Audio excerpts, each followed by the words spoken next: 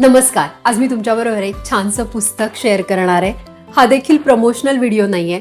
अशी पुस्तक वाचनाची सवय माझी आहे. रोज रात्री मला पुस्तक वाचावंच लागतं आणि ती माझी खूप दिवसांपासूनची, खूप वर्षांपासूनची सवय आहे.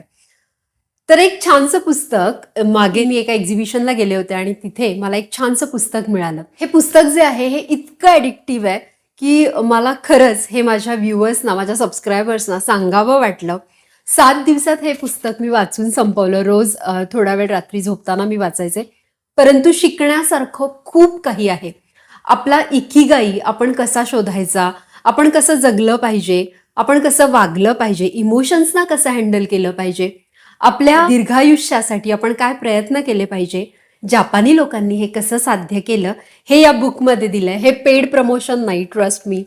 मी याचे अनुवाद करणारे जे प्रसाद ढापरे आहे किंवा यांचं जे पब्लिशिंग हाऊस आहे याला ओळखत सुद्धा नाही, परंतु हे पुस्तक तुमच्याशी शेअर करावं. याचे लेखक आहेत हेक्टर ग्रासिया आणि फ्रान्सिस्क मिरालेस.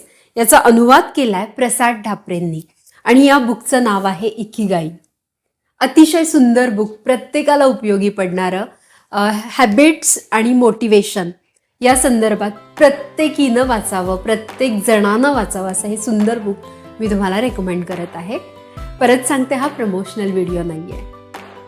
थँक्यू.